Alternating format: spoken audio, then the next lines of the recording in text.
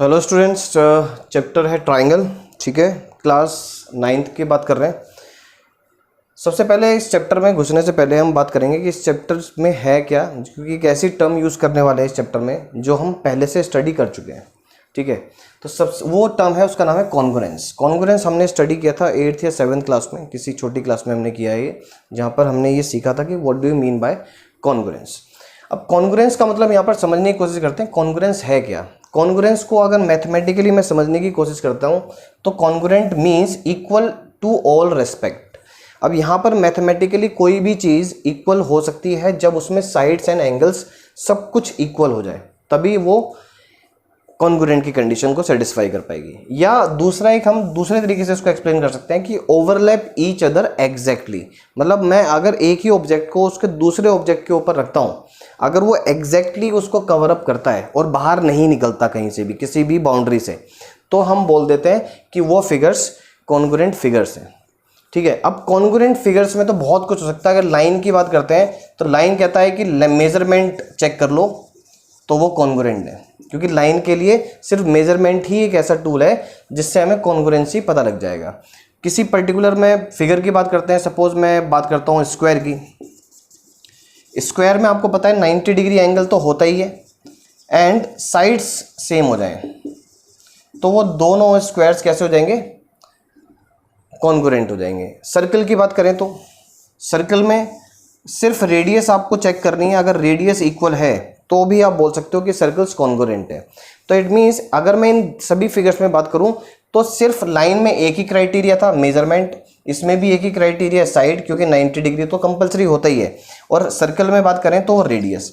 Means हर एक figure के अंदर अभी तक जो देख रहे हैं उसमें सिर्फ एक ही क्राइटेरिया आप दिखा दो, एक ही मेजरमेंट आपको करना है और उसको चेक करना है, और उसके बेसिस पर you can say that they are congruent.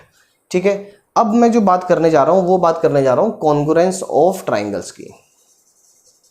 Congruence of triangles, जब कॉन्ग्रुएंस ऑफ ट्राइंगल्स की बात करते हैं तो हम वहां पर सिर्फ एक चीज से तो बात कर ही नहीं सकते। क्या नहीं कर सकते? सपोज मैंने ये बोला कि एक ट्राइंगल है, this is one more triangle, now we have to check whether they are congruent और नॉट।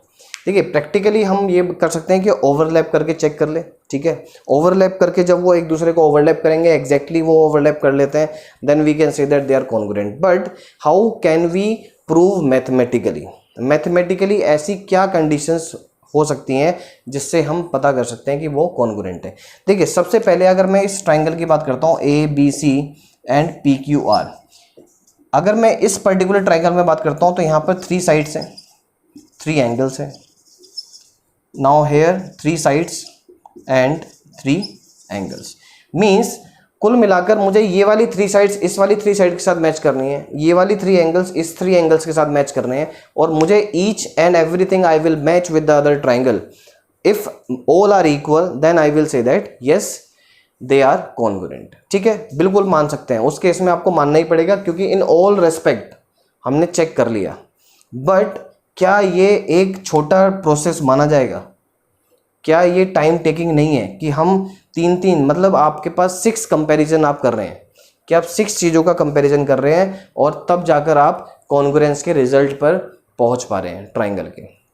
तो इस चीज़ को देखते हुए कुछ ऐसे डेरिवेशंस, कुछ एक्सपेरिमेंट्स किए गए ट्राइंगल्स में जिससे हम अपना टाइम सेव कर पाएँ, हम कंपैरिजन अपने कम कर पाएँ और कम कंपैरिजंस में हमारे पास एक यूनिक रिजल्ट निकल कर आ जाए, एक यूनिवर्सल रिजल्ट निकल कर आ जाए और हम ये कह सकें कि दे आर कॉन्ग्रुएंट। तो now I am coming to those conditions by which we can say that these 2 triangles are congruent without doing 6 comparisons, without doing each side and angles comparison, right? So one by one we will discuss, because this chapter is related to triangles only. So we will do the criteria for congruence for a triangle and then we will start exercise. Now students, criterion of congruence of triangles, this is the heading we are writing, and please note down each criterion, it is very important. So I will tell you, I have drawn 2 triangles here, like ABC and PQR, you can see here, and we have to see that कि these two triangles are congruent or not and what is the first condition which we are using here. हम सबसे पहले ले लेते हैं side side and side. समझिएगा side side side का मतलब क्या है, इसको शॉर्टकट फॉर्म में बोल देते हैं एस एस एस। ठीक है, दोनों एक ही चीज़ है। जनरली हम ये वाला यूज़ करते हैं एस एस एस क्राइटेरियन, क्योंकि वर्ड्स में लिखने से ज़्यादा अच्छा है हम उसको सिंबॉलिक फॉर्म में लिखें। सो एस एस एस क्राइटेरियन इसको बोला जाता है। एस एस एस क्राइटेरियन मतलब कि हम सिर्फ साइड साइड ही कंपैरिजन कर लें और एंगल्स का कंपैरिजन की ज़रूरत नहीं है। इट मीन्स ये केस जो बताना चाह रहा है वो यही बताना चाह रहा है कि आप सिर्फ साइड का कंपैरिजन कर लीजिए, ऑटोमेटिकली वो कॉन्ग्रुएंट हो जाएगा। ऑटोमेटिकली कॉन्ग्रुएंट मतलब कि आपको सिर्फ साइड का कंपैरिजन करना है, एंगल्स अपने आप ही इक्वल हो जाएंगे। एंगल्स को आपको मेज़र करने की नीड नहीं होगी अगर आपने साइड्स को इक्वल देख लिया है, चेक कर लिया है। अगर सपोज मैं कह देता हूँ कि A B, for example AB is equal to QR, right, and BC is equal to QP and this side is equal to PR। अब देखिए मैंने समझ लिया कि इस ट्राइंगल की एक साइड दूसरे ट्राइंगल की एक साइड के साथ इक्वल है ही। BC जो है इस ट्राइंगल की साइड वो इस ट्राइंगल की PQ साइड के साथ इक्वल है। डायरेक्शन चेंज है बट ये कंफर्म हो गया कि साइड्स आपस में इक्वल हैं, right. Each side of the triangle is equal to the unique side of the other triangle, right. ये कंफर्म हो गया। तो यहाँ पर हमें क्या देखने को मिला कि ये by, we will write here by S S criterion, by S S S criterion both triangles are congruent, right. Both triangles are congruent. Now how will you write, suppose I am saying triangle ABC, this is the symbol of congruency. You should understand, I will tell you the explanation of this symbol, we will explain. This equal is actually representing sides and this wave is representing angles. Just try to understand. This wave is presenting angles and this equal symbol is presenting side. It means sides and angles both are equal in this case. But how we are proving it? By SSS criterion, because we are not seeing angles. हमने angles को consider किया ही नहीं है, हम सिर्फ sides के comparison के through ही ये result ले पा रहे हैं, क्योंकि हमने experiment के थ्रू इस चीज़ को समझ लिया है कि side ही angles के को भी equal कर देगी अगर मैं side को equal कर देता हूँ तो। बट अब प्रॉब्लम क्या आता है? प्रॉब्लम आता है कि क्या मैं यहाँ पर डायरेक्टली PQR लिख दूँ या कुछ अलग ऑर्डर लिखना पड़ेगा या मैं QPR लिखूँ। अब कुछ बच्चे कहेंगे sir PQR, QPR, RPQ both are same, all are same, why you are saying it is different. But in this case you have to be very specific. मैं क्यों कहना चाह रहा हूँ, आपको समझना है कि जब तक आप ऑर्डर, आप ये देखिए AB, आपको चेक करना है कि जो ये AB साइड है उसके बाद कौन सी साइड आई है? BC। मतलब पहले आप AB पर मूव किया फिर आपने BC पर मूव किया है। देखिएगा AB देन BC, तो इट मीन्स आपने पहले AB पर मूव किया है देन BC पर। मतलब फर्स्ट जो मैंने ये लाइन ड्रॉ करी है then you have gone to the second line. इस केस में भी आपको वही पैटर्न फॉलो करना है स्टूडेंट्स। अगर आपने इसमें वही पैटर्न फॉलो नहीं किया, वो ऑर्डर नहीं बनाया, तो ये वाला ऑर्डर रॉन्ग माना जाता है, ये ऑर्डर रॉन्ग माना जाएगा। आई विल टेल यू कि कैसे रॉन्ग हो जाएगा, we will try to understand. अब मैंने सबसे पहले आपको बताया कि पहले आप फर्स्ट लाइन पर गए फिर आपने सेकंड लाइन पर मूव किया। अगर मुझे इस ट्राइंगल में भी इसी ट्रैक को फॉलो करना हो तो मैं फर्स्ट पर जाऊंगा देन सेकंड पर। क्या मैं ऐसे जा सकता था? नहीं जा सकता था। तो इट मीन स्टार्टिंग मुझे कहाँ से करनी पड़ेगी? मुझे R से स्टार्ट करना पड़ेगा, RQP। सो इट मीन्स मेरा जो ट्राइंगल होगा वो RQP ऑर्डर का होगा।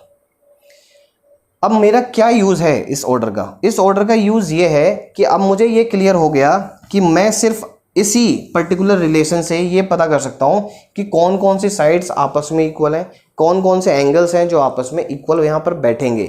सपोज आई एम सेइंग कि AB first two it will be equal to first two, second two it will be equal to second two, first and last means AC it will be equal to RP।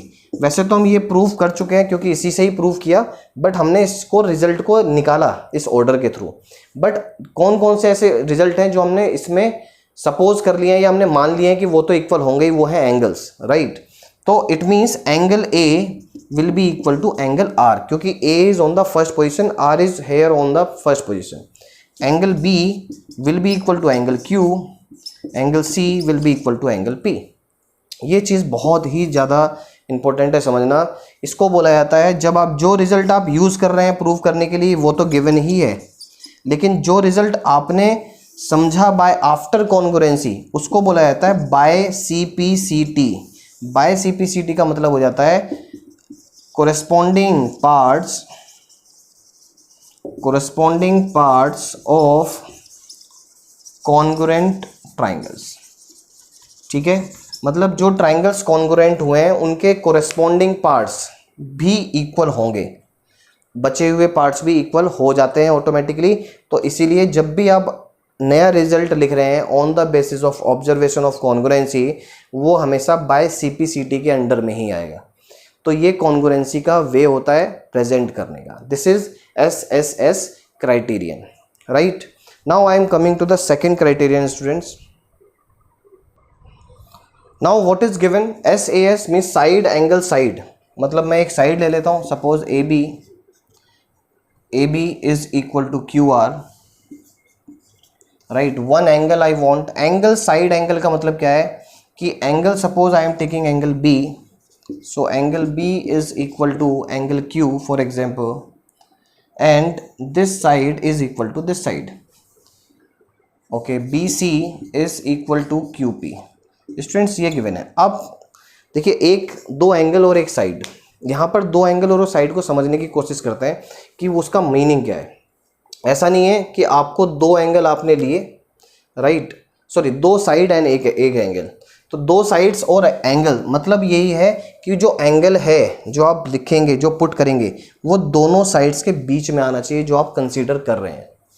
आप कोई तीसरा मतलब ये angle नहीं ले सकते इस case में. अगर आपने लिया तो वो क्राइटेरियन गलत हो गया. ये ऑर्डर ही इस चीज़ के लिए है, side then adjacent angle then adjacent side, मतलब जुड़ी हुई साइड, उसके साथ साथ चलती हुई चीज़ें, चेन चल रही है.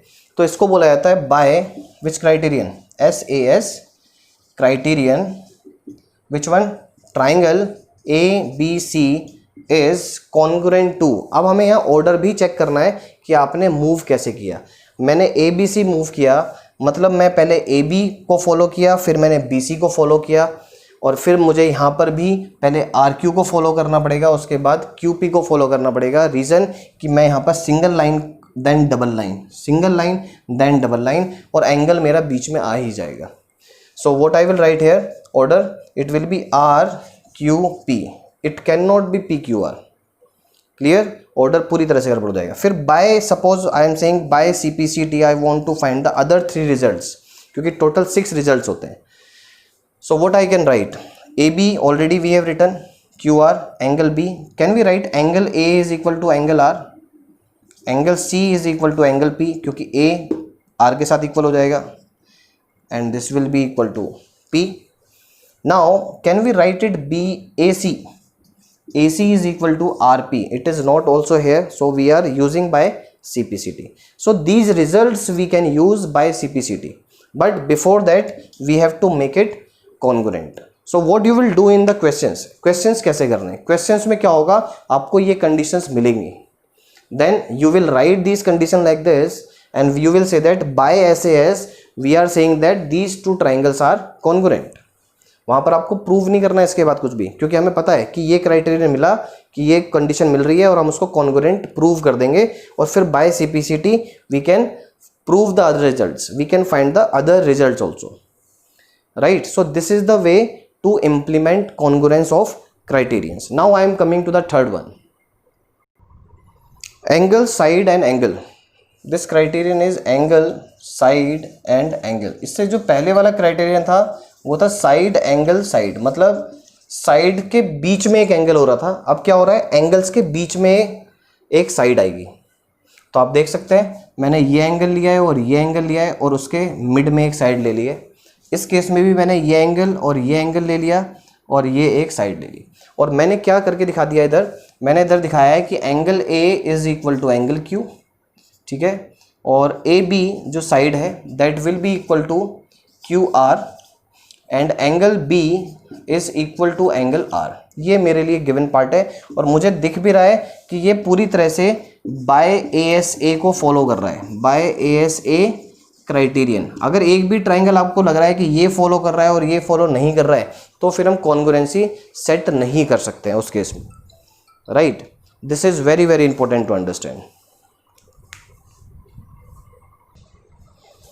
So both all three conditions are same here. So by ASA criterion, so triangle ABC is congruent to, अब ट्राइंगल हमें यहाँ पर कॉन्ग्रुएंट चेक करना है, ठीक है। अब देखिएगा यहाँ पर पैटर्न क्या बन रहा है, यहाँ दो एंगल्स इक्वल हैं स्टूडेंट्स, मतलब क्या, angle A and angle B equal है एंगल Q और R के। अब आपको एक चीज़ पता लगा कि A और B फर्स्ट और सेकंड पोजीशन पर है, तो आपको ये भी क्लियर हो जाता है कि एंगल Q और R भी फर्स्ट और सेकंड पोजीशन पे आएंगे ही आएंगे, ठीक है। उसके बाद आपके पास Q और R तो आपने ले लिया, अब बचा क्या आपको P।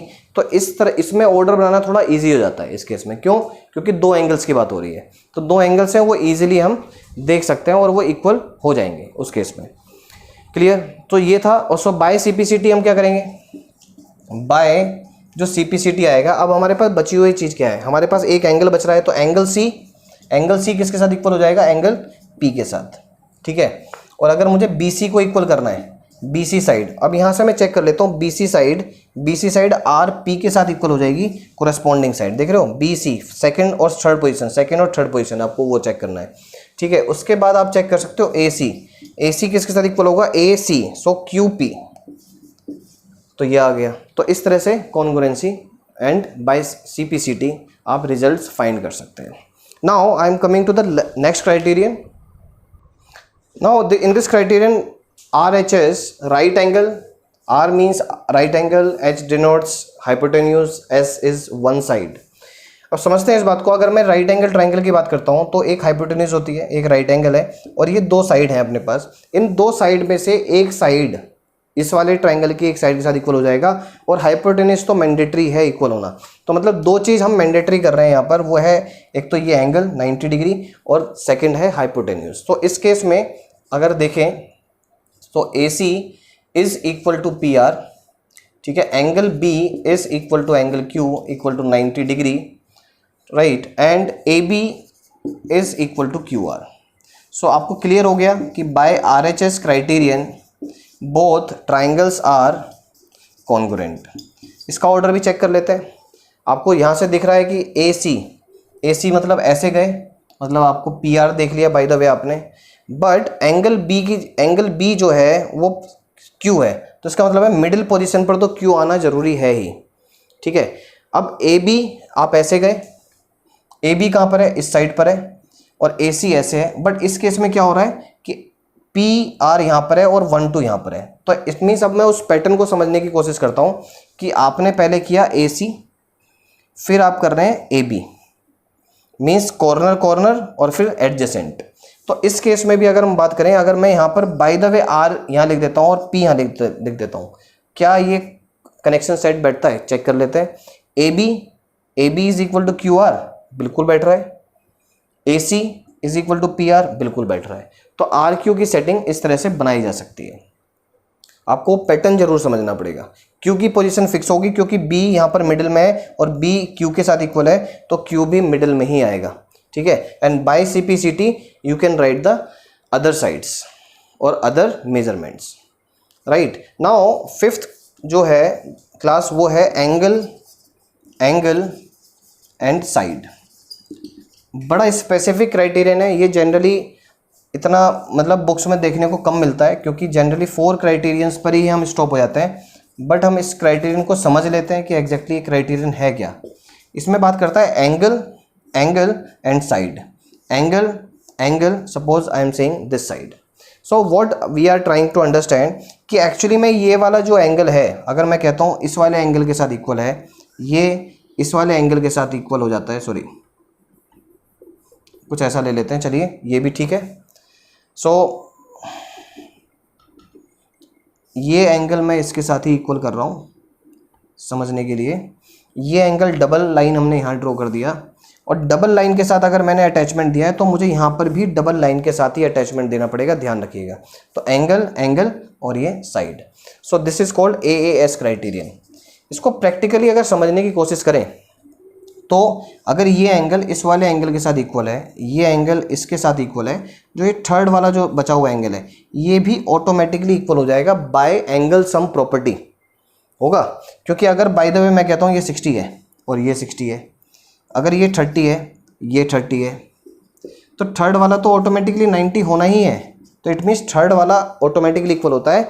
तो यहाँ पर अगर आप देखें और इस एंगल को भूल जाएं कुछ देर के लिए, तो ये कौन सा क्राइटेरियन लग गया आपका, एंगल साइड एंगल।